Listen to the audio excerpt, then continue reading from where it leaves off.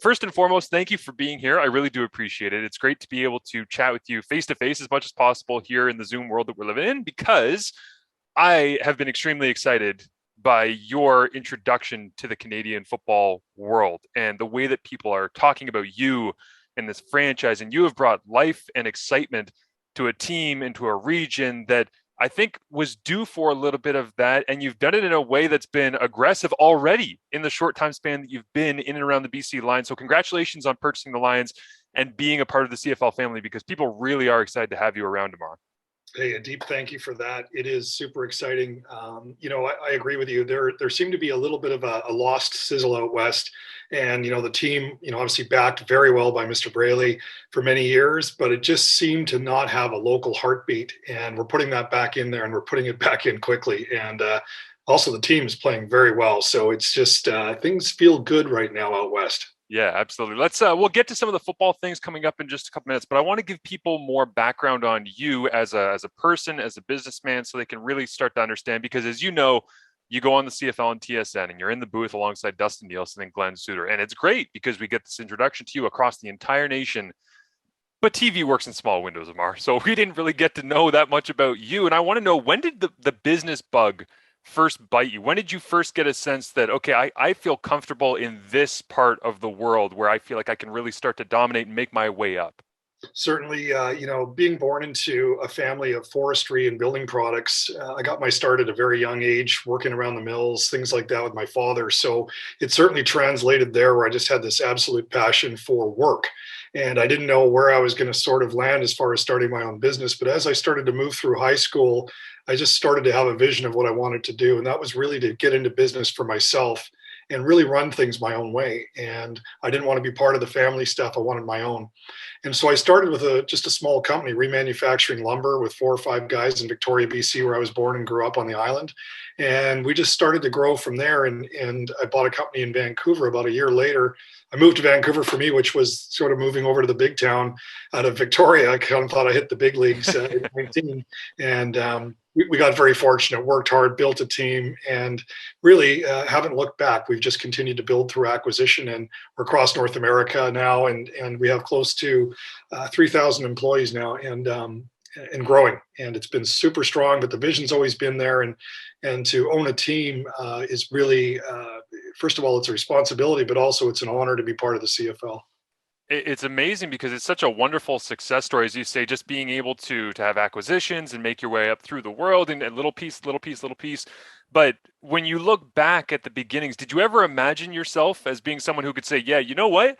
This little toy over here, this orange toy, the BC Lions, I'm going to get me one of them one day. I think for most people that admire sports, play sports, of course, that's a dream that kind of sits in your head. As we're signing the papers and executing everything, it really started to come together. A sort of an emotional feeling of, hey, this is big league stuff. This is special. This is why you work so hard. You can have as many businesses as you want running, and great people around. It's fantastic. A sports enterprise is something different. So a dream come true right here at home in BC. Yeah, it's special to be able to do it at home, as you say, and being around in Victoria. I love the idea, the anecdote of going to the big city in Vancouver. Tell me about growing up in Victoria. Like, what was that like for you and your family? It was fantastic. Over 100 years ago, my grandparents emigrated from India. My grandfather became a logger on Vancouver Island, and my dad and my uncles were all born in Duncan, just north of British Columbia. No, sorry, just north of Victoria, I should say. So I've been in British Columbia over 100 years. Growing up in Victoria was great. Smaller town feeling to me, even though Victoria is not that small of a town. I think there's 300 or 400,000 there, but my mom's still there. It was fantastic. I think Victoria gave me a lot of grounding, and it just a lot of focus, a lot of time to think there. It's not a big town where there's a lot of distractions. So for me, that was great. And I got to work a lot and really just, live out my dream, which is just to work hard all the time. When you mentioned falling in love with the concept of work and wanting to just see where it would take you, was there ever a moment where it almost took you in a completely different direction from where you ended up? Well, I'm not sure it did, because I had my vision of what I wanted to do. I followed it, and a few simple things you do in life too is, everyone always says write stuff down. Well, I'm telling you, write stuff down. It happens. If you write down your goals, all of these different things that are in your head all the time that pop in, pop out. You put those things on paper or type them into your smartphone, whatever it is. you can make things happen. And I'm a big proponent of that. So I kind of had my vision. I didn't know where it was going to take me, but I just wanted to run a business and I wanted to say, hey, I can run my own profit and loss. If I screw up, it's on me. I didn't want to blame anybody. I wanted to be on my shoulders. And as we started to grow, I realized what a team means and how important a team is. And learning those lessons over time, you just learn on the job.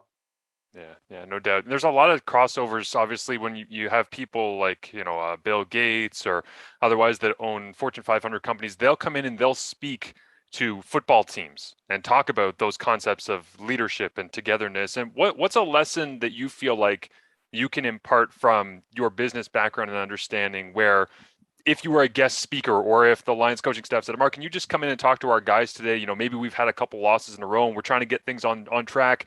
What would you say to them that kind of crosses over from the world you've lived in into the one that you're now endeavoring to take over?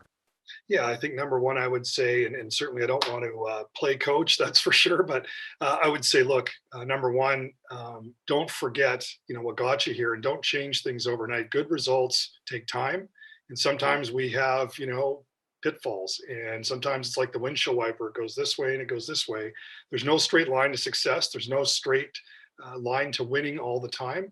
But I think we have to take a look at mistakes that we've made and make sure you try not to make those again. I think that's number one. Don't drop your work ethic or your morale. You got to get up from every hit. You got to get up from every business loss. It looks good because when you're in business, you see the success, guys buying teams, looks like everything's great. But what you don't usually see is the journey to get there and how many errors there are as you get through and navigate business. There's all kinds of problems that come at you every day, just like on the football field or on the baseball field, sports.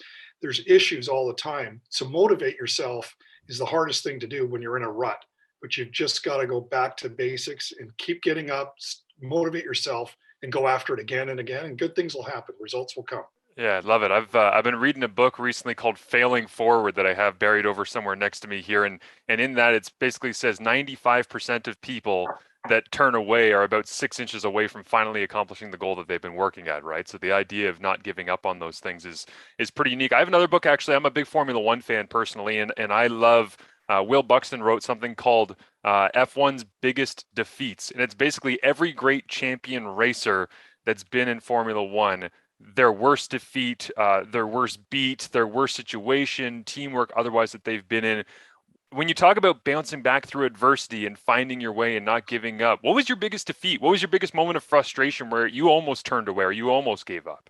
Yeah, I was 22, and one of my, this is one of my big business lessons that I learned the hard way. So it's a great question. I had most of my eggs in one basket with a customer in Vancouver. That customer walked away. I think it was 75% of my revenue overnight, blindsided. And all of a sudden, my back went out. I was physically ill. Like I was just, my world was completely rocked. I didn't know what to do. It was the best thing that ever happened to me at the end of the day. During that period, though, I thought life was over. You talk about the guy giving up, inches before success. I kind of felt like, you know what? I really thought I knew what I was doing. I went from high school right into business, close with the family. Hey, I kind of got this. After 4 years in, you get wiped out like that quick, and you got to get up. And that was the lifelong lesson that taught me a bunch of things about customers, not putting all your eggs in one basket, all those different things. But man, I was this close to not having any business at all and going under when I was 22. To have that happen at 22, Amar, and I understand that you got into the business very early, so you're going to have adversity very early in your life, but at 22, nobody is emotionally mature enough to look at that and think of the big picture. Well, it's you've got your employees now, you've formed your company, and we talk about how this relates to teamwork again. Those guys are my team. I moved to Vancouver, putting food on the table for these guys. We're working for each other, and all of a sudden, you've lost most of your business, and it's not easy to replace that. And you've got to go out and re-engage and start. It's almost from like you've just reset the clock, and you've got to start all over again. But the lessons you learn as you fail on your journey, no matter what it is, are so critical to move your path forward, but you can't give up. Yeah, I love that. Absolutely. The last question I got for you here on the business background is name names, Amar. Who's the guy who dropped 75% of your stock? Because I think what you have to do now is you just get to drop them off season tickets to the BC Lions as a moment of gratitude and say, look, I'm paying it forward. Yeah, you know what? That company's not a. It's morphed into a bunch of different businesses now. But certainly I think about that happening and that time when I got the phone call, and just how my whole Yep. everything just like somebody just hit me over the head with a 2x4.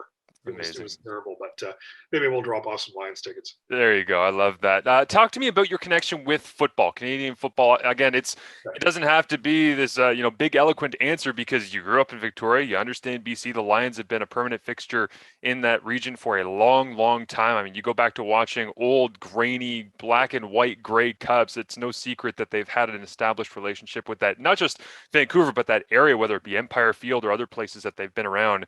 But where did your idea, your connection, your love for this game specifically come about? Yeah, my older brother and I used to always watch football games. We'd watch CFL together, we'd watch NFL together. We just really liked it. We'd play with our friends. And our schools in Victoria didn't have football programs, it was all rugby. So we couldn't really play organized when we were young, but we just loved the sport and loved the game. And we couldn't go to games because it was in Vancouver and it was be a big trip, expensive and all that back then, and to go over and spend a night. But to really start to watch the game when I was probably 9 or 10 years old, and once it starts to get in your brain, as I don't need to tell you, but football becomes it just becomes in your brain, it becomes part of you, and the more you watch, the more addicted you get. And that was me. I just could not stop watching football, and I loved it. I've loved watching the old days, Louis Pasaglia. I mean, these are iconic names in BC that go way back. And even the Doug Flutie days, there was so much excitement here and things going on. BC Place was built.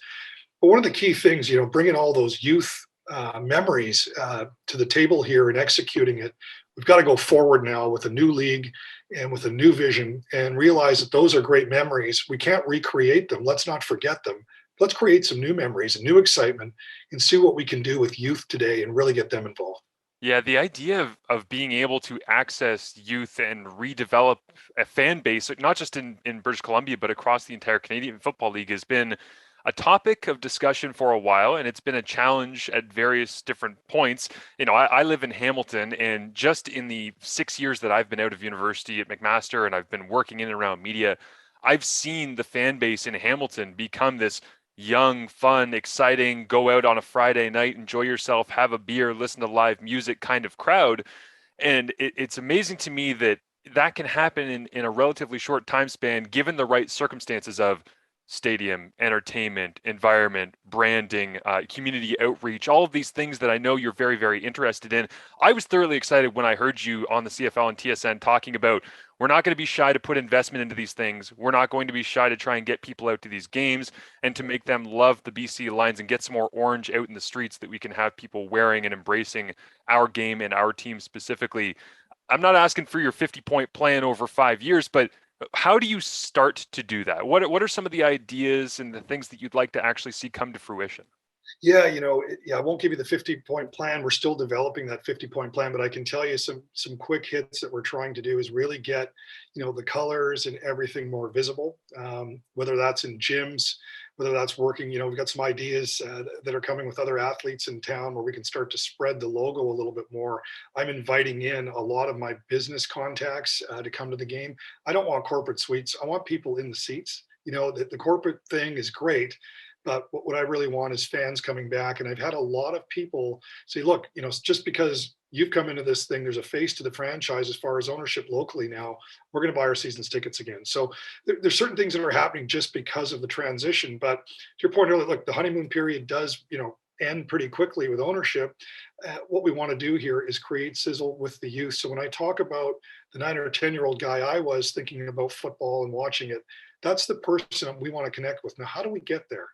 I want to get it all over BC, but we've got to do this in a strategic manner over time. So number one, I want to continue to learn this season, and it's a short season. We want to get through this safely with the COVID problems we have, in the world today. So we want to get through this thing safely, but at the same time, where can I get out there and can we start donating pads? Can we start donating things and investing with the BC Lions logo? We're not going to be shy about that. We want this orange and black everywhere.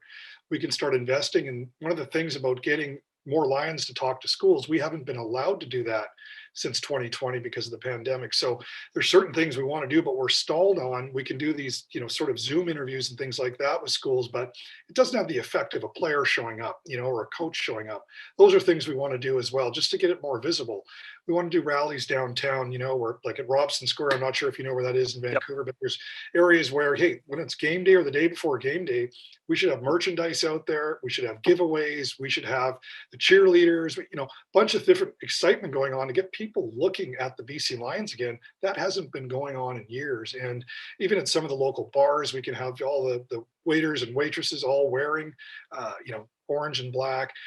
Just getting it more visible is going to be number one. And we're prepared to invest in that. Also taking the team around to different cities in BC, visiting the Quesnels, Prince George, up north, Chetwynd, these are towns that probably have not had a Lion visit in a long time. And there's really deep rooted fans there. And I think we can connect that. And also I'll personally show up as well. And I'll be out handing things out. I mean, I've been on my kids. They both played youth football here. Just showing up, talking to people.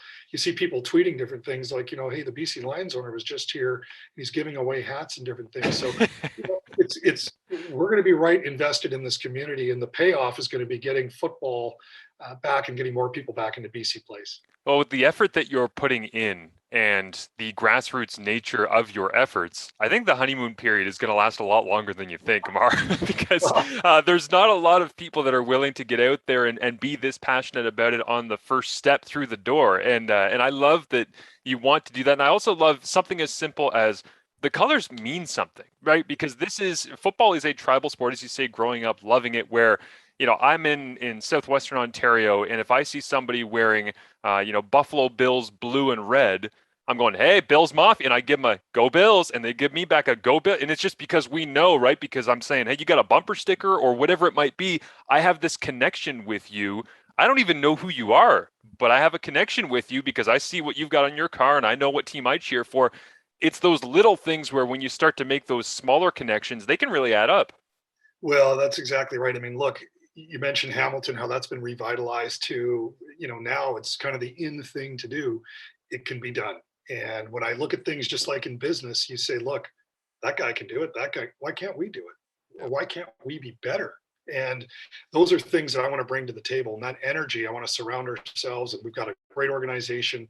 I think we need to, invest in more people. That's something there, and it's just nothing against the former ownership, but to get this to the next level, we have to put more dollars in. And, hey, it's a grind. It's a tough thing, but it's just something that we have to work on. And that means taking dollars, taking time, but it's all possible to really get that excitement going. And already in Vancouver, you mentioned earlier, it's feeling different here.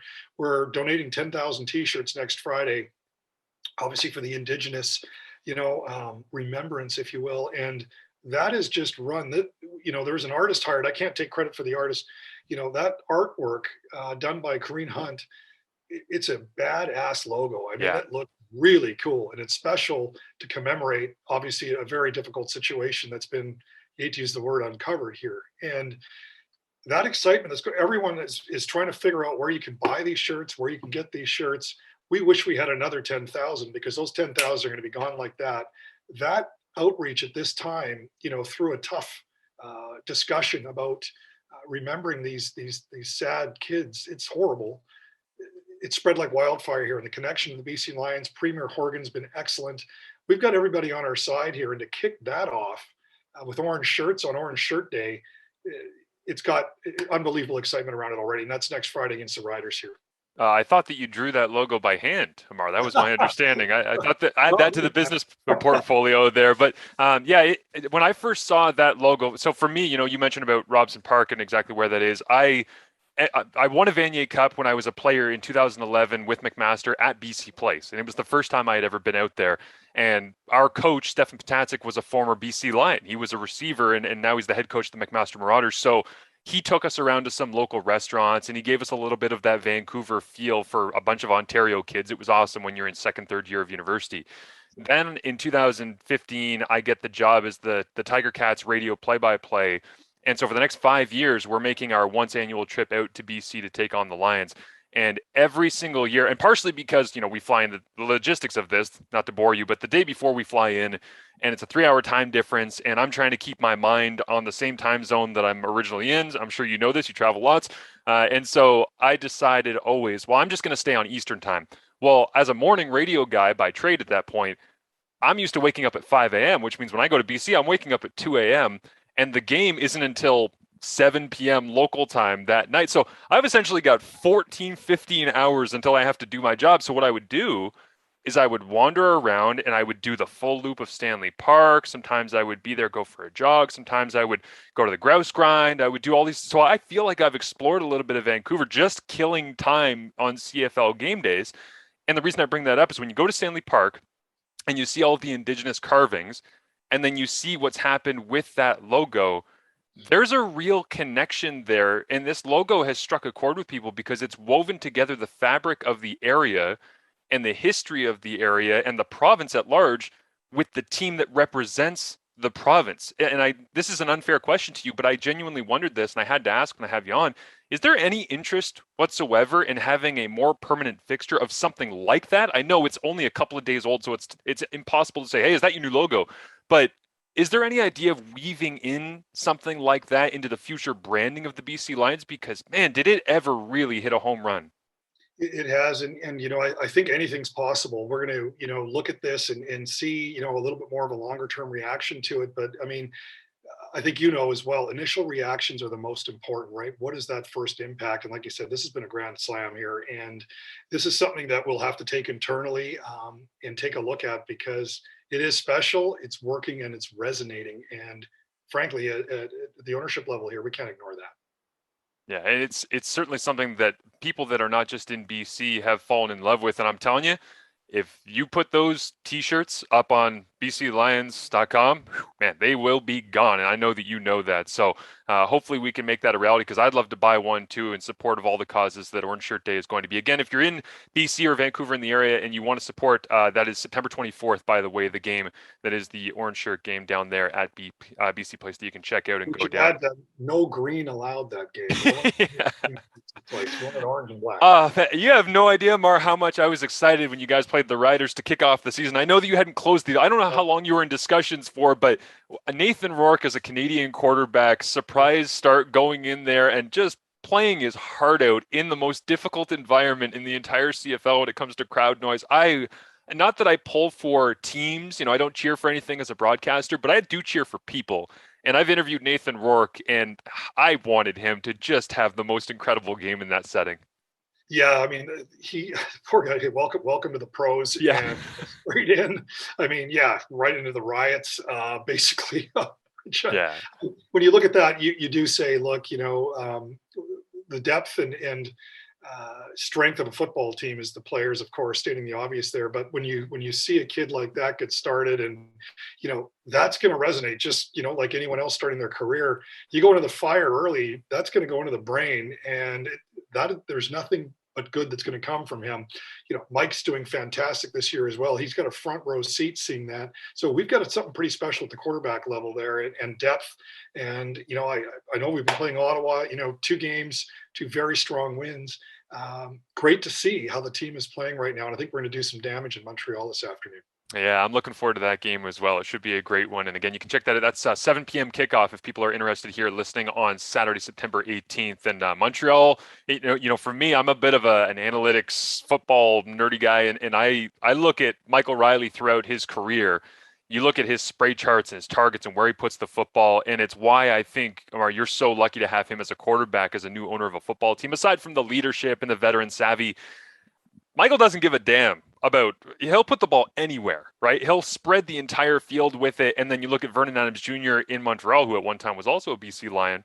And man, the way that he's able to spread the field vertically. And I look at this game tonight between your team and Montreal at Percival Molson out there in Quebec, and I just think like this is what the CFL is about. It's exciting plays, it's down the field, it's the brand of football that I'm sure got you interested in the CFL and the one that drew you towards purchasing a team, because if this was a league built on 3-yard runs and a cloud of dust, I don't think you would have bought in.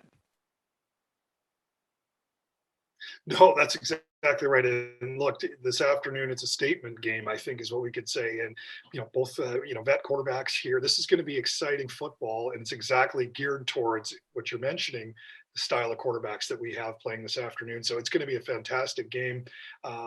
Mike's also, he's thrown his body in. He's been jumping over, to get into the end zone. He's taking some hits. This is a team guy, a veteran. We are so honored to have him in BC. I met his family.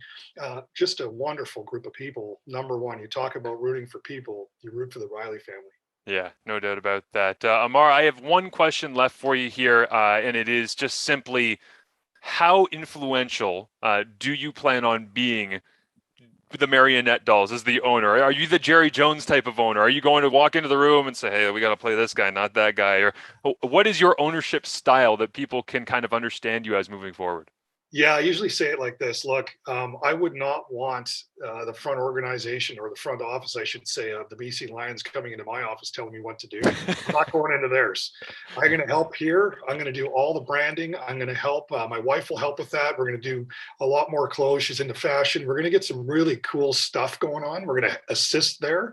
But when it comes to the X's and O's, man, no chance. I'm going to let the experts take care of that. And I'm going to be the biggest cheerleader this province has ever seen. Well, I'm extremely excited and slightly jealous, I have to admit, for people in Vancouver that they have you as their owner of the BC Lions going forward. Congratulations on a great first period here, introducing yourself to everyone in the CFL family. And I know after hearing this that the love for you is only going to grow in Vancouver, in BC, and far, far beyond. So thank you for the time. It's great to catch up with you, and I'm looking forward to doing it again soon.